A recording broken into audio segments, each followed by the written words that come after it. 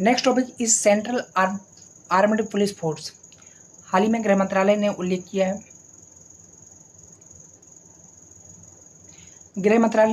है कि पिछले 13 वर्षों में सीएपीएफ की 1532 जवानों ने आत्महत्या की है। सीएपीएफ क्या होती है?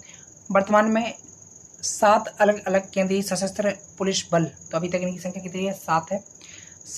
7 केंद्रीय सशस्त्र पुलिस बल गृह मंत्रालय के अधिकार क्षेत्र के तहत कार्यरत हैं। ये 7 बल हैं।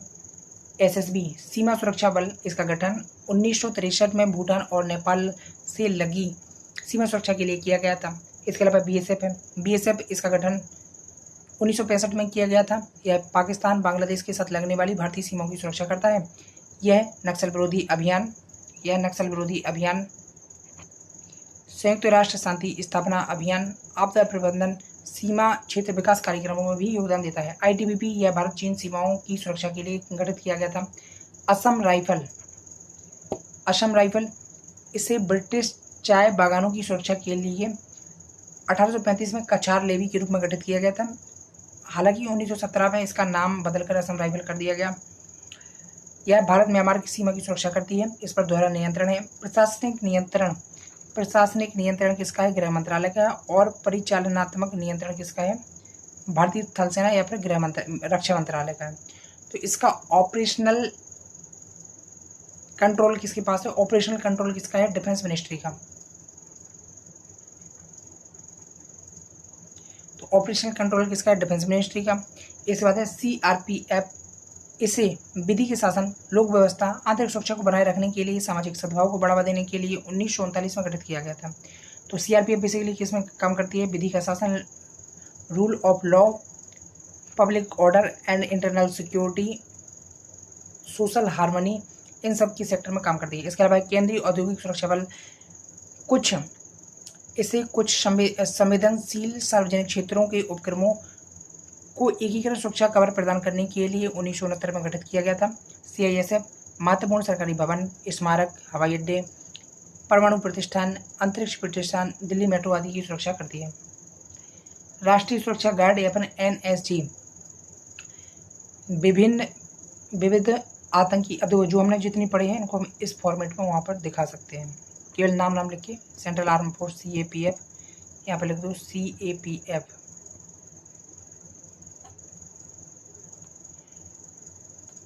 एनएसजी विविध आतंकी गतिविधियों से निपटने के लिए एक संघीय आकस्मिक बल के रूप में इसका गठन 1986 के दौरान किया गया था। इसे यूनाइटेड किंगडम के सास एसएएस, जर्मनी के जीएसजी 9 की तर्ज पर गठित किया गया है। इसका मुख्य कार्य देश के किसी भी हिस्से में आतंकवाद के सभी पहलुओं से निपटना है। तो यह देश की किसी भी एनएसजी मुख्यतः आतंकवाद या फिर टेररिज्म डेडिकेटेड फोर्स है।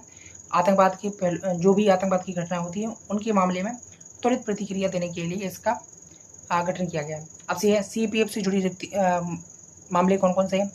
तो बड़ी संख्या में पदों की रिक्तियां हैं। तो सीपीएफ में बड़ी मात्रा में पदों से जुड़ी रिक्तियां हैं। ठीक, अभी डेटा देख लेते हैं। सीपीएफ में कुल स्वीकृत पदों की संख्या 11 लाख है। महिलाओं का प्रतिनिधित्व 3% है और लगभग 83,000 पद इसमें रिक्त हैं। तनाव प्रबंधन की कमी है।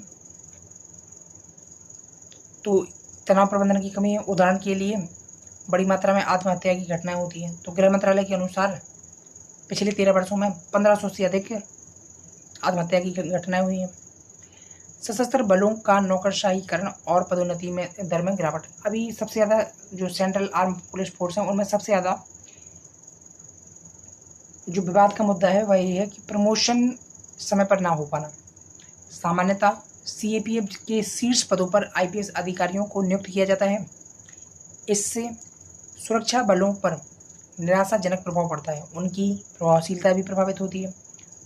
इसके बाद है आंतरिक शिकायत निवारण तंत्र का मजबूत ना होना। तो इनके बीच में एक मजबूत शिकायत निवारण तंत्र की कमी है, जिसके कारण जो जवान है वो अपनी शिकायतें नहीं कर पाते हैं। कई बार फिर एकजुट होकर वो आत्महत्या जैसा गलत रास्ता भी चुन लेते हैं। खराब बुनियादी ढांचा, जैसे कि सीमा चौकियां, बीओपीज पर विद्युत का अभाव कामकाजी परिस्थितियों को गंभीर रूप से प्रभावित करता है।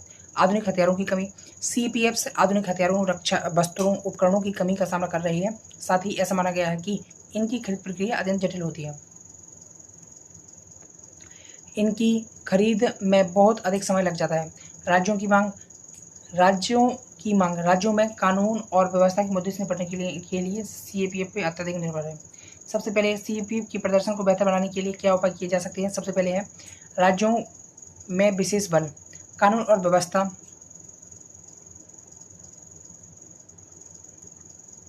कानून व्यवस्था को कुशलतापूर्वक प्रबंधित करने के लिए राज्यों को स्वयं के सैन्य बल गठित करना चाहिए। तो सबसे पहले राज्यों में विशेष बल का गठन करना, साथ ही पर्याप्त प्रशिक्षण और उपकरण प्रदान करके अपने पुलिस बल को सशक्त करना चाहिए। तो सीएपीएफ से बेटर विकल्प यही है कि हम लोग राज्य के जो बल है वही बेहतर करें, ताकि सीएपीएफ के इंटरफेरेंस की आवश्यकता ही न पड़े।